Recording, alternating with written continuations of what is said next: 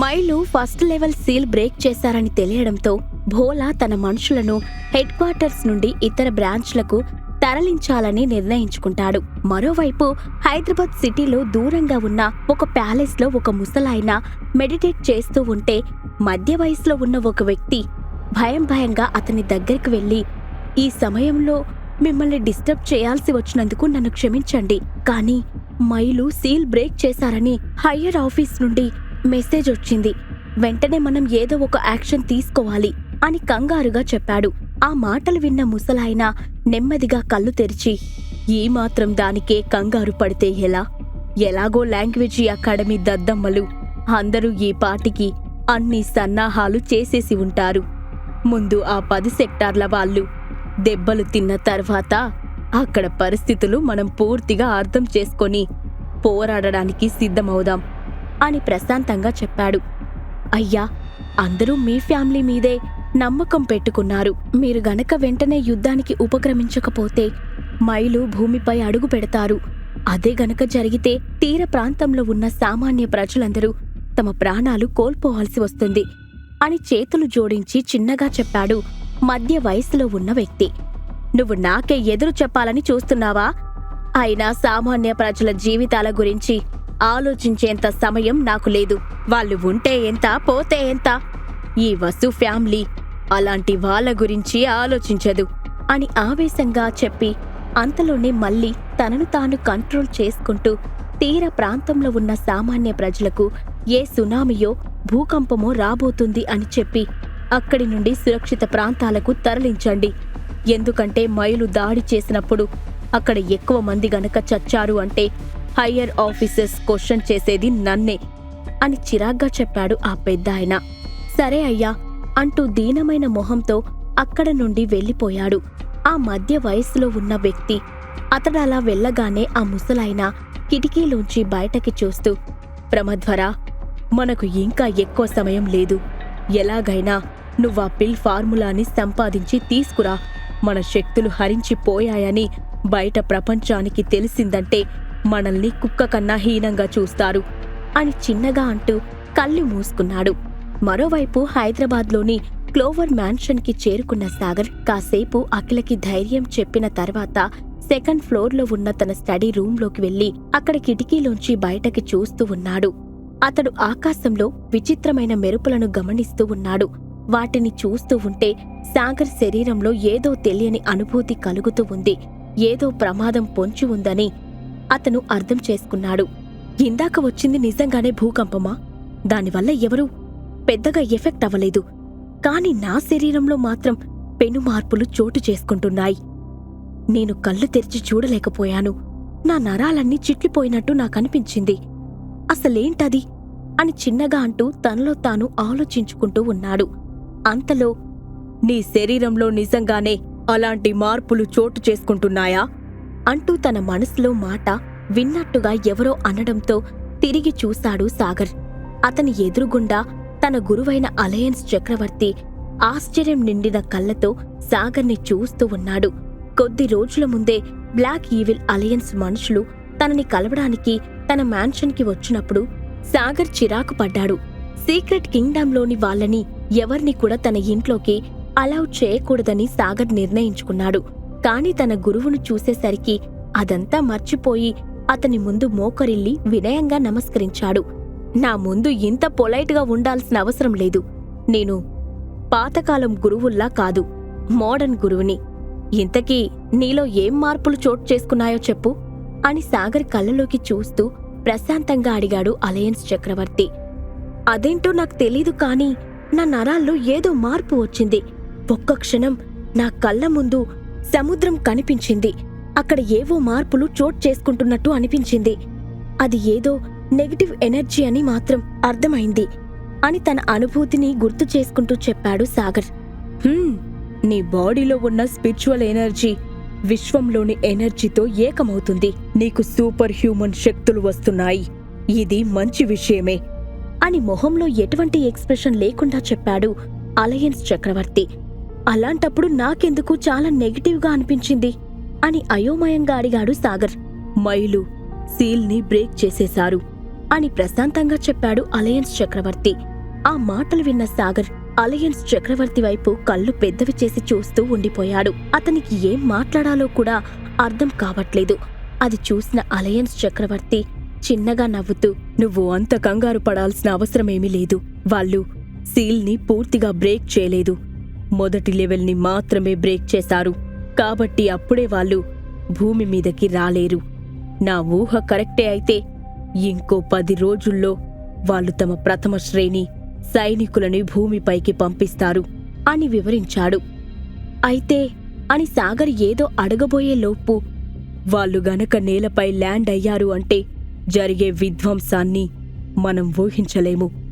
అందుకే 10 సెక్టార్ల వాళ్ళు మైల దృష్టి సముద్రం మధ్యలోకి మళ్లించి అక్కడ యుద్ధం చేయాలని నిర్ణయించుకున్నారు. ఆ విధంగా మనం సామాన్య ప్రజల ప్రాణాలు కాపాడవచ్చు. నువ్వు కూడా నీ వాళ్లకు గుడ్ బై చెప్పేసి యుద్ధానికి సిద్ధమవ్వు అని సీరియస్గా చెప్పాడు అలయన్స్ చక్రవర్తి. అది విన్న సాగర్ మౌనంగా ఉండిపోయాడు. ప్రమాదం పొంచి ఉంది అని తెలిసిన తర్వాత అఖిలను అలాగే తన వాళ్ళందరినీ వదిలి వెళ్లడానికి సాగర్ మనసు ఒప్పట్లేదు. అదే సమయంలో పొంచి ఉన్న ప్రమాదం నుండి మానవజాతిని తప్పించడానికి తనవంతు సహాయం చేయాలని కూడా అతనికి అనిపిస్తుంది. ఏం చేయాలో అర్థం కాని పరిస్థితుల్లో సాగర్ నేలచూపులు చూస్తూ ఉండిపోయాడు. నేను వెళ్ళిపోతే నా పేరెంట్స్ ఏమైపోతారు? ఒకవేళ వాళ్లతో పోరాడడంలో నేను నిజంగా విజయం సాధించినా సరే, ఆ లోపు జరగకూడనిది ఏదైనా జరిగి ఇక్కడ నా వాళ్ళందరూ తమ ప్రాణాలు కోల్పోతే తర్వాత నేనేం చేయాలి?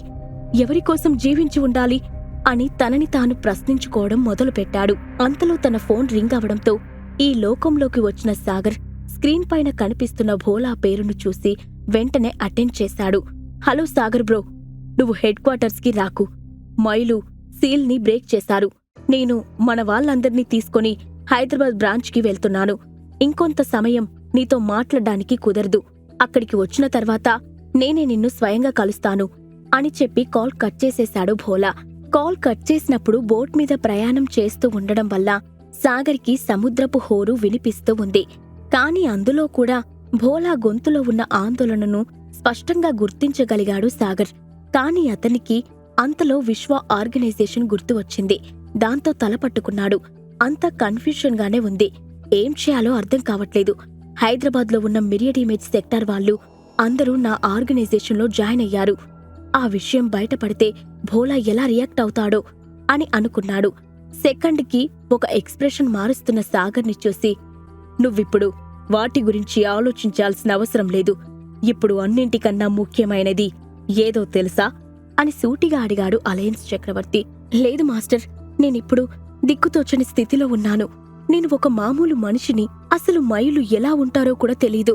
పైగా లాంగ్వేజ్ అకాడమీ, వసు ఫ్యామిలీ, ఫ్లేమ్సోల్ డిపార్ట్మెంట్, ఇన్ని శక్తివంతమైన సంస్థల వాళ్ళు కూడా భయపడుతున్నప్పుడు నేను వాళ్లపై ఎలా దాడి చేయగలను అని తన మనసులో ఉన్న సందేహాలన్నీ బయటపెట్టాడు సాగర్. ఒకటి గుర్తుపెట్టుకో, నేను చేయగలనా అనే ప్రశ్న వేసుకున్నావు అంటే నువ్వు గమ్యాన్ని చేరుకోలేవు. అదే ఎలా చేయాలి అనే ప్రశ్న వేసుకున్నావు అంటే నువ్వు ఏ మార్గంలో వెళ్ళినా సరే విజయం సాధిస్తావు అని నిదానంగా చెప్పాడు అలయన్స్ చక్రవర్తి. అతని మాటలు విన్న సాగర్ మౌనంగా ఉండిపోయాడు. దాంతో అలయన్స్ చక్రవర్తి మళ్లీ మాట్లాడుతూ, నువ్వు విశ్వ ఆర్గనైజేషన్ని స్థాపించావు అంటేనే ఏదో సాధించాలి అనే తపన నీలో ఉంది. నువ్వు ఆల్రెడీ ఫస్ట్ స్టెప్ వేశావు. రెండో స్టెప్ తీసుకోవడానికి కూడా సిద్ధంగా ఉండు. నువ్వనుకున్నది సాధిస్తావు అని సాగర్ భుజం తట్టాడు. అది నిజమే, కాని నేను వేసుకున్న ప్లాన్ వేరు, ఇప్పుడు జరుగుతుంది వేరు అని దీనంగా అన్నాడు సాగర్. మైలుతో పోరాడాలని నువ్వు ఎప్పుడో నిర్ణయం తీసుకున్నావు. ఆ విషయం నాకు తెలుసు అని నవ్వుతూ అన్నాడు అలయన్స్ చక్రవర్తి. అతని మాటలు విన్న సాగర్ ఆశ్చర్యపోయాడు. నిజానికి ఎప్పుడైతే మైలు భూమి మీదకి దాడికి వస్తున్నారని అతనికి తెలిసిందో అప్పుడే తనకంటూ ఒక ఆర్గనైజేషన్ స్థాపించుకొని వాళ్లపై దాడి చేసి అందర్నీ కాపాడాలి అని అనుకున్నాడు సాగర్. ఎందుకంటే లాంగ్వేజ్ అకాడమీ సభ్యులు కానీ, ఏ ఇతర ఆర్గనైజేషన్కి సంబంధించిన వారు కానీ సామాన్య ప్రజలకు చేయూతనివ్వరు. వాళ్ళందరూ కూడా డబ్బు ఉన్న వాళ్ల చుట్టూనే తిరుగుతూ ఉంటారు. అందుకే కేవలం సామాన్యులను దృష్టిలో పెట్టుకుని సాగర్ ఆర్గనైజేషన్ స్థాపించాడు. కాని అతను ఊహించిన దానికంటే మైలు త్వరగా దాడి చేయబోతున్నారు. మరోవైపు నందకిషోర్ రూంలో శోభ చేతిని గట్టిగా పట్టుకొని ఉంది రజని. ఆమె కనుక ఇప్పుడు తన కూతుర్ని వదిలిపెట్టింది అంటే ఇక జీవితంలో తన మొహం చూడలేను అని అనుకుంటూ ఉంది. అరవింద తన చెల్లెళ్ళు కళ్ళలోకి సూటిగా చూడలేక తలదించుకుంది. నందకిషోర్ మాత్రం మొహంలో ఎటువంటి ఎక్స్ప్రెషన్ లేకుండా శోభ వైపే చూస్తూ ఉన్నాడు. ఇక ఏదైతే అది అయ్యింది అన్నట్టు శోభ కూడా స్థిరంగా నుంచొని ఉంది. అంతలో జయదేవ్ బిళ్ళ వేగంగా నడుచుకుంటూ వాళ్ళు ఉన్న రూంలోకి ఎంటర్ అయ్యాడు. అతని చూపులు శోభపైనే ఉన్నాయి. క్షమించండి జయదేవ్ గారు, మిమ్మల్ని వెయిట్ చేయించాను అని దీనంగా అన్నాడు నందకిషోర్. నాకు నీ ఎక్స్ప్లెనేషన్ వినే టైం లేదు, నీకు ఎక్స్ప్లెయిన్ చేసే టైం కూడా లేదు, వెంటనే నాతోరా అని కంగారుగా అన్నాడు జయదేవ్ బిళ్ళ. అతని మాటలు విన్న వెంటనే రజని చేతులు అడ్డంగా చాస్తూ తన కూతుర్ని తన వెనకాల దాచుకొని, మీరు శోభను ఇక్కడి నుంచి తీసుకువెళ్లడానికి నేను ఒప్పుకోను అని గట్టిగా చెప్పింది. అవునంకుల్, రాజ్ మరణానికి శోభకి ఎటువంటి సంబంధం లేదు. ఇందులో ఆమెను ఒక పావుగా వాడుకున్నారు అంతే. ఈసారికి తనని విడిచిపెట్టండి అంటూ జయదేవ్ని ప్రాధేయపడటం మొదలుపెట్టింది అరవింద. నందకిషోర్ మాత్రం ఏమీ మాట్లాడకుండా కళ్ళు గట్టిగా మూసుకున్నాడు. అప్పటివరకు అతని మొహంలో కనిపించిన కఠినత్వం ఇప్పుడు లేదు. వాళ్ళ మాటలు విన్న జయదేవ్ బిళ్ళా మాత్రం సీరియస్గా మొహం పెట్టి, మీకు నేను చెప్పింది అర్థం కాలేదనుకుంటా. నేను రమ్మంది నందకిషోర్ని, నేనేమి శోభను తీసుకువెళ్లడానికి రాలేదు అని తన మాటలను వత్తి పలికాడు. అది విన్న వెంటనే ఆ రూంలో ఉన్న వాళ్ళందరూ షాక్ అవ్వగా నందకిషోర్ నోరు తెరుచుకొని జయదేవ్ బిళ్ళా వైపు చూస్తూ ఉండిపోయాడు. ఏంటి అలా చూస్తున్నావ్? రాజ్ మరణానికి గల కారణం ఎవరో ఆల్రెడీ ఇన్వెస్టిగేషన్లో తేలిపోయింది. ఇందులో శోభకి ఎటువంటి సంబంధం లేదు. ఆమె అమాయకురాలని నాకు తెలుసు. నువ్వు ముందు అలా గుడ్లు అప్పగించి చూడడం మానేసి నాతో పాటురా అని నందకిషోర్ని చూస్తూ గట్టిగా అరిచాడు జయదేవ్ బిళ్ళా. హా సరే సరే పదండి, వస్తున్నాను అంటూ నందకిషోర్ హడావుడిగా జయదేవ్ బిళ్ళా వెనకాలే ఫాలో అయ్యాడు. కాని అతని మైండ్ మాత్రం ఇంకా పూర్తిగా అతని స్వాధీనంలోకి రాలేదు. ఆ తర్వాత కొన్ని రోజులకే మైలు దాడి చేయబోతున్నారు అన్న విషయం సీక్రెట్ కింగ్డమ్ అంతా వ్యాపించింది. అందులో ఉన్న ప్రతి ఒక్క కల్టివేటర్ తమ వంతు సహాయం చేయడానికి సిద్ధమవుతున్నారు. సీక్రెట్ కింగ్డమ్లోని అఫీషియల్స్ అందరూ సైన్యాన్ని సిద్ధం చేసి పెట్టారు. కానీ దాదాపు వారం కావస్తున్నా మైలు రెండవసారి దాడి చేయలేదు. ఒకరోజు అర్ధరాత్రి సమయంలో శైలజ అఖిలలు డీప్ స్లీప్లో ఉండగా సాగర్ అఖిల దగ్గరికి వెళ్లి ఆమె చేతిని తన చేతుల్లోకి తీసుకొని, నన్ను క్షమించఖిల, మళ్ళీ నీకు చెప్పకుండా వెళ్ళిపోతున్నాను. ఈసారి పరిస్థితులు చాలా క్లిష్టంగా ఉండబోతున్నాయి. వెనక్కి తిరిగి వస్తానో లేదో కూడా తెలీదు. నేనున్నా లేకపోయినా ధైర్యంగా ఉండు అని చిన్నగా చెప్పి ఆమె నుదిటిపై ముద్దు పెట్టుకున్నాడు. ఆ తర్వాత ఎవరికీ తెలియకుండా క్లోవర్ మ్యాన్షన్ని వదిలి వేగంగా నడుస్తూ చీకట్లో కలిసిపోయాడు. సాగర్ ఎక్కడికి వెళ్లాడు? వసు ఫ్యామిలీ పవర్ పిల్ కోసం మళ్లీ సాగర్పై దాడి చేయనున్నారా? ఈ ప్రశ్నలకు సమాధానాలు తెలుసుకోవాలంటే నెక్స్ట్ ఎపిసోడ్ వినాల్సిందే. క్రింద ఇచ్చిన లింక్ ని క్లిక్ చేసి పాకెట్ ఎఫ్ఎం యాప్ ని ఇన్స్టాల్ చేసుకోండి. Stay tune to pocket FM.